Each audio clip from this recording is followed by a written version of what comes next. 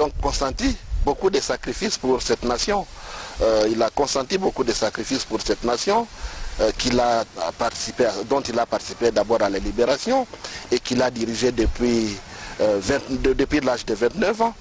Il y a beaucoup de choses que des garçons de son âge ont pu faire et qu'il n'a pas pu faire, tout simplement parce que les responsabilités, l'honneur est une charge. À cause de ces responsabilités, il a consenti beaucoup de sacrifices pour le pays. Il a pris le pays pendant qu'il était déchiqueté en plusieurs morceaux. Il aurait dû accepter de rester président à Kinshasa avec le nombre de provinces qu'il y avait et laisser le Sud Kivu, le Nord Kivu entre les mains de nos agresseurs. Mais il a accepté le 1+4. Je crois qu'il y a beaucoup de personnes qui ne connaissent pas le président Kabila. Nul n'est prophète chez soi, mais moi en tant qu'ambassadeur, j'ai pu participer à des travaux en accompagnant le président et j'ai compris ce qu'il représentait pour l'Afrique. Parce que pour beaucoup de présidents, et donc beaucoup de gens ne le connaissent pas, et il l'a dit d'ailleurs la dernière fois en disant qu'il regrette le fait qu'il n'a pas pu, pendant ses mandats, se faire comprendre par les Congolais. Par les Congolais.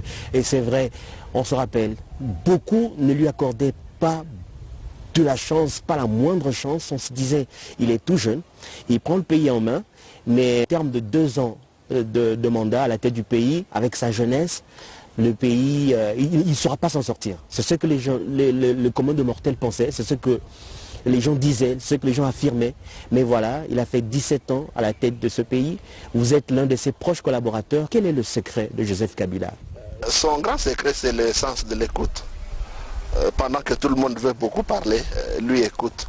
Et ceux qui l'ont approché, qui ont suivi, qui ont été à des audiences avec lui, le savent. Il y a beaucoup de gens qui l'ont séduit seulement lors d'une audience.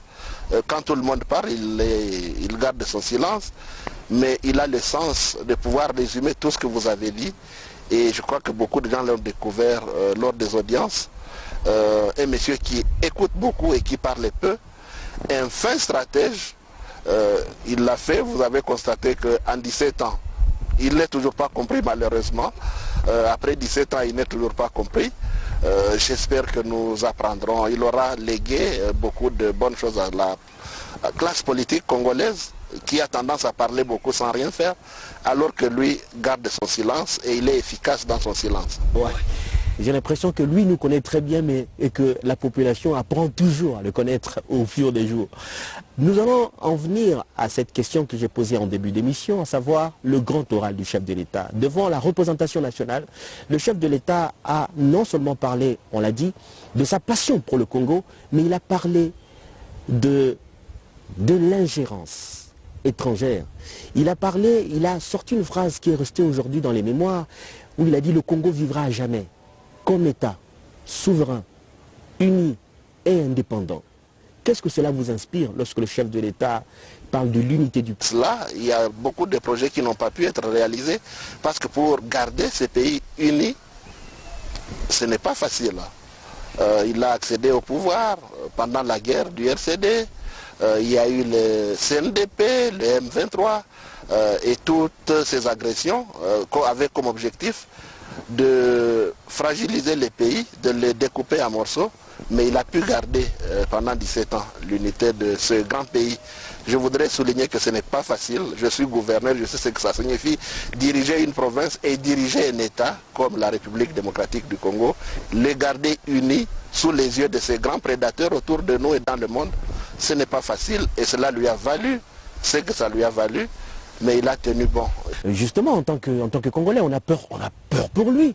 Lorsqu'on voit, on se rappelle de Thomas Sankara, on peut le citer, des documentaires, des livres, on a lu des livres sur Thomas Sankara, on a suivi des documentaires sur lui qui tenaient un tout petit peu ce genre de discours et on connaît la suite.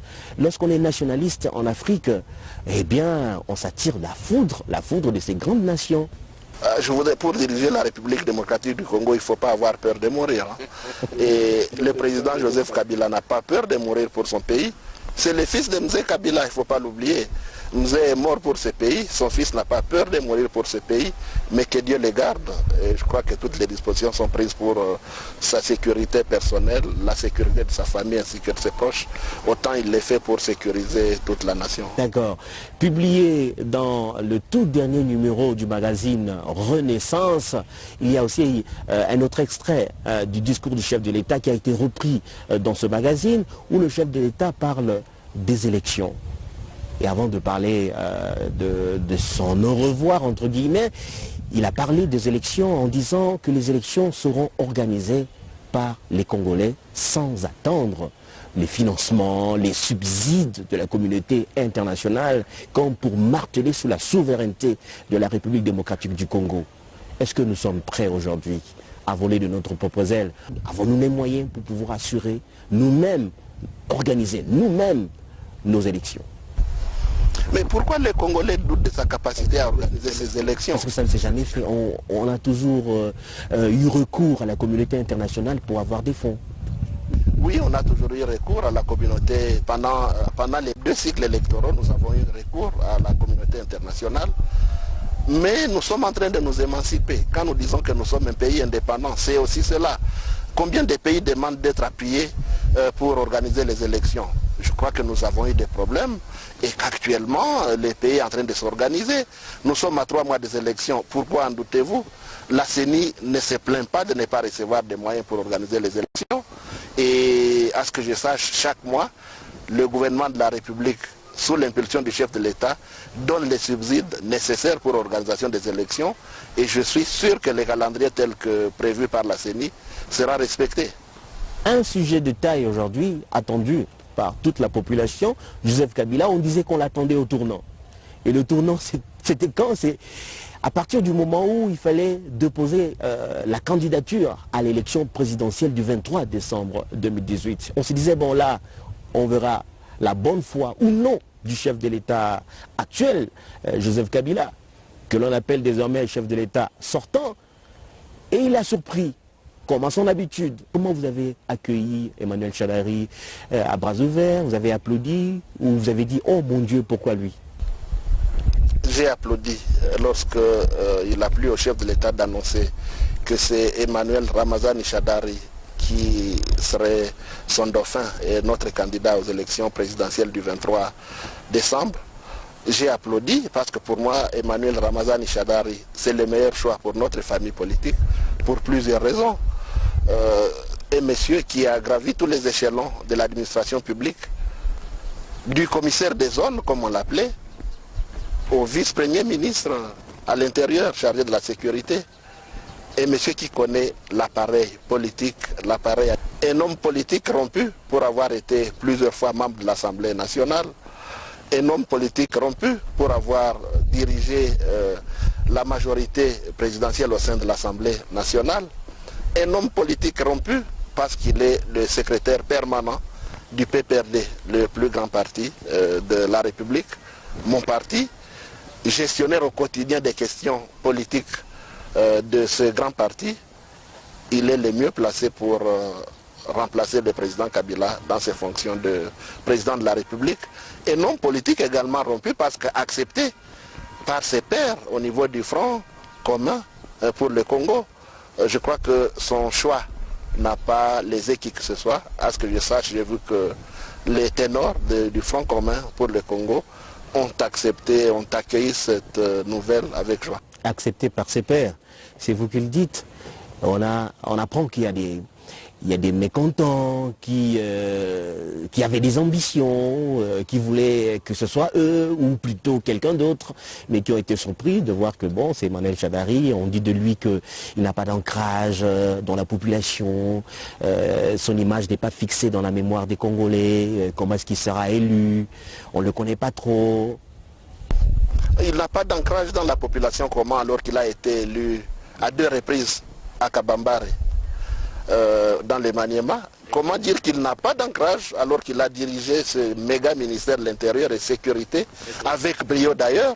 Je voudrais souligner que c'est lui qui a mis fin au phénomène Kamina Sapu au Kasaï à l'époque, et que donc il est nécessairement connu à l'est, à l'ouest et au centre du pays. Vous pouvez être connu au Maniema, mais pas à Massina ou Anjili. Andjil, il est connu, il dirige le PPRD. Quelqu'un qui dirige le PPRD dans cette grande ville de Kinshasa est connu dans toutes les 24 communes. Il est connu au Kasaï. Vous avez vu qu'il a fait la tournée à l'ouest de la République comme secrétaire permanent du parti. Vous avez vu les masses qu'il a drainés derrière lui, alors que personne ne pensait qu'il serait le dauphin. Mais il a montré déjà sa capacité de mobilisation de la population. Je sais que vous êtes membre de la majorité et un très haut cadre de la majorité d'ailleurs. Et signataire de la charte du Front commun pour le Congo. Exactement. Est-ce qu'il se doutait, Emmanuel Shadari, est-ce qu'il se doutait un seul instant que Joseph Kabila le choisirait, lui, comme dauphin? Je crois qu'il y a des petits signes qui ne trompent pas. Nous, au sein de notre parti, nous avons modifié les statuts. Et désormais, nous n'avons plus de secrétaire général, mais plutôt un secrétaire permanent avec un président, qui est le président de la République. Lui confier de telles tâches démontrait déjà qu'il jouissait de la confiance du chef de l'État. Et le chef de l'État est un homme méthodique. Je suis certain que depuis plus d'une année, il l'a suivi jour et nuit et que sa désignation démontre qu'il a réussi à un test que seul le chef de l'État lui a imposé mais qu'il ne savait pas. Pensez-vous qu'il a des chances, Emmanuel Shadari, lorsqu'on regarde les candidats qui sont en face de lui? Quelles sont ses chances aujourd'hui? Est-ce qu'il a des chances pour pouvoir remporter? Il y a des candidats de taille aujourd'hui face à lui et qui ont des CV politiques impressionnants. Shadari, il a toutes les chances de l'emporter. D'abord parce qu'il est le choix du président Kabila. Et donc, il a avec lui l'actif du président Kabila. Il pourra aller auprès de la population avec les acquis du président Joseph Kabila. Ça, c'est un, et c'est important. Et deux, il a l'appui de toutes les grosses pointures du Front commun pour le Congo. Il ne faut pas l'ignorer. Le Front commun est constitué non seulement de la majorité présidentielle originale, mais également des personnalités et des partis politiques membres de l'opposition qui se sont joints au Front commun, à la majorité présidentielle, pour constituer cette grosse machine électorale.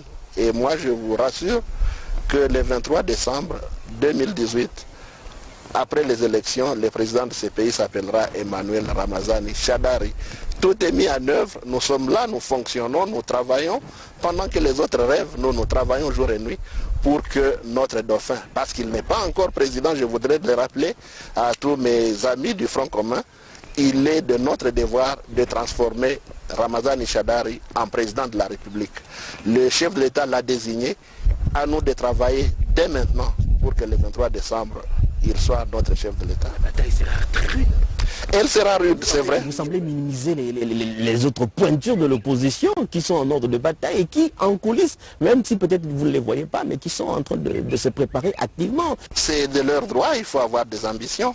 Mais avoir des ambitions présidentielles, ce n'est pas facile dans un pays comme le nôtre. Je crois qu'il faut être soutenu par le président Kabila et par les grosses pointures de toutes les provinces de ce pays pour prétendre l'emporter.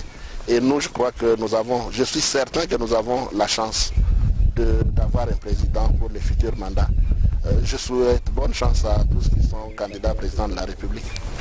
Nous avons parfois beaucoup rigolé lorsque on a jeté un œil dans les réseaux sociaux. Il y en a qui ont dit, j'aimerais avoir votre réaction, les Kuna, vous le savez comment ils sont. Nous attendions le dauphin, on nous envoie un chinchard. Comment vous pouvez commenter ça? C'est l'excès de démocratie dans notre pays. Il ne s'agit pas de chinchard. Encore que le président de la République ne parle pas de dauphin lui-même. Le mot dauphin n'est jamais sorti de sa bouche. Lui parle plutôt du candidat président de la République, son choix. Ça aurait pu être vous également. Je n'ai pas été le choix du chef de l'État. Je soutiens la personne que le chef de l'État a choisie. Je suis moi-même signataire de la charte du Front commun pour le Congo. Le choix du chef de l'État, c'est mon choix. Et moi, comme gouverneur, je mettrai tout en œuvre pour que Ramazani Shadari soit le président de la République et qu'il soit élu massivement dans les 8 territoires de la province du Sud Kivu et dans la ville de Bukavu. Nous avons noté, monsieur le gouverneur, cette chute vertigineuse de la tension. Il y a eu une tension à un certain moment, une tension politique vive. À un certain moment dans le pays, on se disait, ah, on va droit dans le mur. Mais juste après l'annonce du dauphin, l'annonce de Emmanuel Shadari, qui est candidat du FCC, la tension est retombée. Qu'est-ce que vous répondez à cette population qui doute encore? Pourquoi continue-t-il à être sceptique? Il y a un calendrier publié par la CENI et depuis que ce calendrier a été publié, il est respecté étape par étape. Et il ne nous reste plus beaucoup d'étapes avant les élections du 23 décembre. Je voudrais dire peut-être que ceux-là qui doutaient est pris, qui croyaient prendre. Les gens ont même préparé des guerres à partir du 8 août. Ils ont été surpris par le président de la République qui depuis plus de 10 ans a promis de respecter la Constitution. Mais il n'avait jamais été cru par plusieurs. Eh bien, c'est fait. C'est le père de la démocratie. Il le confirme, il est le père de la démocratie en République démocratique du Congo. Et nous sommes de plus en plus fiers encore d'appartenir à ce pays qui donne des leçons non seulement aux Congolais, mais également à tous les pays voisins. Vous n'avez qu'à voir dans notre région comment les autres chefs d'État ont modifié leur constitution pour se maintenir au pouvoir, alors qu'ils sont plus vieux que les chefs de l'État, mais lui à 47 ans, il accepte de respecter sa parole et surtout de respecter la Constitution. Et respecter la Constitution, c'est respecter le peuple qui a par référendum accepté cette Constitution. La communauté internationale parlait d'une situation très dangereuse en République démocratique du Congo, en parlant d'un scénario catastrophe. Quand vous regardez aujourd'hui cette communauté, c'est ma question en face, qu'est-ce que vous avez envie de dire à cette communauté? J'ai envie de dire à cette communauté que peut-être parfois elle se trompe d'analyse. Elle a bien suivi le président Kabila, mais n'avait jamais cru. Et aujourd'hui, vous avez vu que la même communauté internationale a créé ce qu'elle appelle les mouvements citoyens pour lutter contre un troisième mandat qui n'existera pas, pour lutter contre les changements de la Constitution, changements pour lesquels le président n'a jamais milité.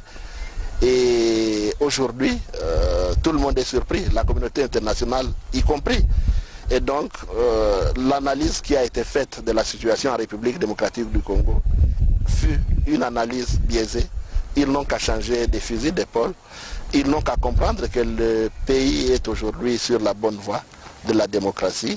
Et nous voulons saluer également la paix retrouvée, grâce à laquelle Emmanuel Ramazani Shadari pourra accomplir beaucoup de projets de développement. Parce que, je l'espère bien, les questions de sécurité seront reléguées au second plan pour permettre aux questions d'infrastructure d'évoluer dans l'espoir que ce pays sera un pays pacifié dans lequel le président de la République qui va diriger ce pays à partir de l'année prochaine va réaliser beaucoup de projets économiques, de projets d'infrastructure pour poursuivre l'œuvre entamée par le président Kabila. Avant de passer à un autre sujet sur la sécurité de la province du Sud Kivu, je rappelle que vous êtes le gouverneur actuel du Sud Kivu. Il y a une dernière question que j'aimerais vous poser sur Joseph Kabila. Aujourd'hui, on dit qu'il est rentré dans l'histoire parce qu'il faut le rappeler, c'est la toute première fois que la République démocratique du Congo va connaître une transition pacifique. Est-ce que cela peut mettre un terme aux intentions malveillantes de toutes ces grandes puissances, les puissances occidentales qui ont toujours un œil sur nos minerais? Si c'était en vue d'obtenir l'alternance politique, que nous avons été plusieurs fois menacés, eh bien, l'alternance va mettre fin à ces velléités. Mais je ne pense pas que cette alternance va mettre fin à ces velléités. Ce pays est très riche, il est envié de tout le monde. Heureusement que le président de la République a choisi un nationaliste comme lui. Je suis certain qu'Emmanuel Shadari va faire comme le président de la République. Il aura la passion, il a déjà la passion de ce Congo et il va poursuivre la défense des intérêts de la République pour que les potentialités de notre pays soient transformées en richesse réelle pour le bien de notre population. Voilà. Tujikinge, lorsque je parle de Tujikinge, peut-être que, chers amis téléspectateurs, vous n'avez peut-être pas une idée de ce dont il s'agit. Eh bien, il s'agit d'une opération militaire, une opération sur la sécurité, voilà, qui a été mise en place par le gouverneur de la province du Sud Kivu, Claude Nyamugabo. Tujikinge, qu'est-ce que cela signifie en français? Comment est-ce qu'on peut traduire ça, Tujikinge? Tujikinge, c'est du Swahili, et en français, cela signifie protégeons-nous. Protégeons-nous.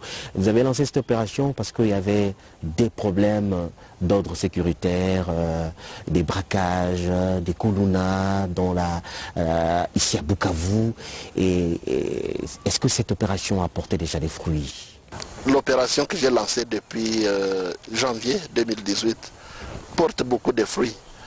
Quand j'ai commencé à travailler comme gouverneur en octobre, ma première descente sur terrain, le soir quand je suis arrivé dans cette ville, un quartier périphérique de la ville appelé Panzi, ployé sous le coup d'une grande insécurité, nuit et jour, ça tirait la nuit, les gens ne dormaient pas. Et quand j'ai totalisé 90 jours à la tête de la province, j'ai constaté la recrudescence de l'insécurité, même non loin de mon bureau, dans la ville, au cœur de la ville, en pleine journée. Des opérations commando dans la ville, sans parler de l'insécurité dans les territoires. Et j'ai réuni mon conseil de sécurité provincial. J'avais pensé déjà à une solution, c'est-à-dire une opération coup de poing que nous avons financée par le gouvernement provincial avec notre police et notre armée. Opération appelée Tujikinge, qui aujourd'hui est une opération permanente dans tous les territoires. Tous les jeunes et tous les vieux connaissent cette opération parce que nous avons dit que cette opération sera accompagnée par le gouvernement provincial. À chaque fois que des présumés malfrats sont remis à la police avec leurs armes, le gouvernement provincial remet une enveloppe aux compatriotes qui prend le courage de sécuriser sa province. Et c'est une opération aimée par la population, et de telle sorte que presque chaque semaine, nous avons des personnes qui nous sont livrées par nos compatriotes, par notre police, que je voudrais saluer. Je salue le professionnalisme de notre police. Et je voudrais également dire merci à la population qui soutient mon mandat, qui soutient cette opération, parce que nous ne saurons pas transformer cette province s'il y a insécurité. Je voudrais également dire que lorsque j'ai commencé à Fizi, il y avait Yakutumba qui imposait sa loi là-bas. Et je salue le commandant suprême parce qu'aujourd'hui, la paix est revenue grâce à l'opération qu'il a lancée dans les territoires de Fizi et qui va se poursuivre dans d'autres territoires où il y a certaines petites poches de résistance. Oui, la question que j'aimerais savoir, vous poser, c'est quelle est la durée de cette opération? Parce qu'une opération de cette envergure coûte cher. Nous-mêmes, nous avons visité la ville de Bukavu, on a vu, on a été témoins de ces barrières, des policiers, et on salue cette opération parce qu'il n'y a pas de tracasserie, Quelle est la durée de cette opération? Est-ce qu'elle sera permanente ou elle est limitée dans le temps, cette opération? La population elle-même que je suis appelé à sécuriser veut que cette opération soit permanente. La preuve, c'est qu'à chaque fois que des malfrats sont remis à la police et sont présentés au gouverneur, la population salue l'opération et se dit prête à la poursuivre elle-même. Et nous soutenons cette opération par les taxes et les impôts que payent nos compatriotes. Et je crois que la sécurité, elle coûte cher, mais il faut y faire face parce que nous ne saurons pas travailler, nous ne saurons pas transformer les infrastructures dans la province sous l'insécurité. Et donc, nous sommes prêts à poursuivre cette opération jusqu'à la juguler, parce qu'il faut aussi souligner que l'insécurité, il n'y en a pas qu'à Bukavu, au Sud Kivu, il y a un banditisme, mais qu'il faut réduire au minimum. Les sociologues disent que pour résoudre un phénomène social, trouver des solutions face à un problème qui relève du phénomène social, il faudrait aller vers les causes. Quelles sont les causes de à un certain moment de cette forte insécurité que vous combattez aujourd'hui, et on voit les résultats, mais les causes c'était quoi pour que demain on n'assiste plus à ce genre d'insécurité à nouveau? C'est la circulation des armes entre les mains des civils. Vous savez que depuis 1994, il y a des armes qui circulent dans la région, qui circulent dans la ville, des armes qu'on achète à moins de $100 dans la ville. Et cette opération Pour objectif des qui ont été jusque-là remises à notre police. Nous allons poursuivre pour nettoyer la ville, pour nettoyer la province du port illégal d'armes par les civils. Je crois que c'est cela. Il y a eu depuis 1994 beaucoup de phénomènes armés dans la province. Et maintenant que la paix est revenue, nous pensons que nous allons nettoyer la province de ces armes. Kinshasa a mis en place un système de traçabilité des armes. C'est-à-dire aujourd'hui à Kinshasa, les armes sont numérotées et on sait que telle arme appartient à tel soldat, telle arme appartient à tel militaire. Au cas où il se perdait ou se retrouvait dans les mains d'une autre personne et qui n'est pas habilitée à porter une arme à feu, on peut remonter la filière et aller jusqu'au propriétaire de l'arme. Est-ce qu'on ne peut pas mettre ce genre de dispositif au niveau de la province du Sud Kivu, la traçabilité des armes? Je voudrais saluer cette opération lancée par le vice-premier ministre, le professeur Henri Mova. À Kinshasa, c'est un peu plus facile qu'au Sud Kivu. Mais je crois qu'on peut dupliquer cette opération ici. Et je salue cette opération et profite de cette occasion pour demander qu'elle soit dupliquée au Sud Kivu pour nous sécuriser aussi. Voilà, nous sommes en train d'aller vers la fin de cette émission. Dernier tout petit dossier vous concerne vous personnellement, c'est vous êtes aussi candidat à la députation nationale, votre candidature. Quelles sont vos ambitions politiques? J'ai posé ma candidature comme candidat député national dans le territoire de Kabare, mon territoire d'origine. On vous a vu hier descendre vers une descente. Est-ce que vous êtes allé voir votre base ou juste une visite de routine par rapport à vos fonctions de gouverneur? Non, je fais la différence entre mes fonctions de gouverneur de province et mes ambitions politiques personnelles.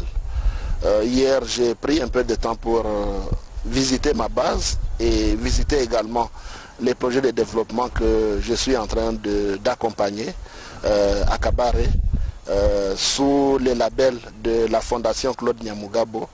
Je voudrais souligner que cette fondation n'est pas une fondation électorale. Elle existe depuis 2008 et c'est elle qui est en charge de toutes les opérations sociales pour accompagner le développement, non seulement dans mon territoire de Kabare, mais également dans la ville. Une fondation il y a combien de membres à peu près qui font partie de cette fondation? Plus de 3000 membres, la fondation Claude Nyamugabo, non seulement dans la ville, mais également dans les territoires. Ça constitue une véritable base électorale. Ah oui, il faut le faire, il faut non seulement travailler comme gouverneur, mais un gouverneur, c'est un opérateur politique. J'ai un avenir politique à sauvegarder, nous sommes en année électorale, je vais veiller à faire la différence nette entre mes fonctions, c'est cela qu'exige d'ailleurs la loi, mes fonctions de gouverneur et mes ambitions personnelles. Et j'ose croire que la population va nous les rendre le moment venu. Certains diront, mais il est déjà gouverneur, qu'est-ce qu'il veut encore? Qu'est-ce qu'il cherche encore en étant candidat à la députation nationale? Trop ambitieux, Claude Nyamugabo? Je crois que j'ai 46 ans et j'ai encore de l'avenir devant moi. Ce que je veux, c'est d'amener un siège ou des sièges au Front commun pour le Congo, parce que nous en avons besoin. Nous avons besoin d'avoir une Assemblée nationale pour avoir un président de l'Assemblée nationale et continuer à légiférer pour le développement de notre pays. J'ai besoin d'amener des sièges également au niveau du Sénat. J'ai besoin d'amener des sièges pour notre président au niveau de l'Assemblée provinciale. Nous sommes arrivés à la fin de cet entretien. Est-ce que vous avez un mot aujourd'hui à adresser à cette population, peut-être vos administrés qui vont vous suivre à travers la RTNC? Je voudrais demander à notre peuple de continuer à nous faire confiance dans la gestion de la province, de continuer à nous faire confiance, nous comme Front commun pour le Congo. Le président Kabila a démontré qu'il dit ce qu'il fait et il fait ce qu'il dit. Aujourd'hui, nous sommes bien vus à travers la communauté internationale. Nous sommes des modèles de démocratie en Afrique et ne nous minimisons pas. Nous avons des moyens de faire notre politique. Nous avons démontré que nous pouvons organiser des élections sans soutien extérieur et je sais que ce sera le cas. Notre gouvernement est en train de tout mettre en œuvre sous le leadership du président pour que nous organisions seuls les élections comme le font les autres pays. La République démocratique du Congo n'est pas moins nation que les autres qui organisent leurs élections. Et je crois que c'est cela. Nous sommes un pays indépendant, un pays souverain. Nous voulons respecter la souveraineté des autres et comme le chef de l'État le dit, nous n'allons pas nous imposer chez les autres et nous refusons également que les autres s'imposent chez nous. Au cours de cette émission, vous êtes resté imperturbable. J'ai essayé de vous taquiner avec des questions parfois très compliquées, mais vous êtes resté imperturbable. Ce calme-là, vous l'héritez de qui? De Joseph Kabila? Moi, je suis kabiliste, je suis un disciple de Kabila. Ça fait 10 ans que je travaille à ses côtés. Et lorsqu'on a un maître, il faut l'imiter. Et surtout quand c'est un maître qui mérite la confiance de son peuple, quand c'est un maître qui respecte ce qu'il dit, un maître qui respecte son peuple et sa constitution. Bon vent donc dans votre avenir politique. Mesdames et messieurs, je vous dis merci d'avoir suivi cet entretien à bâton rompu avec le gouverneur du Sud Kivu, Claude Nyamugabo, qui était notre invité aujourd'hui. Au revoir et à la prochaine.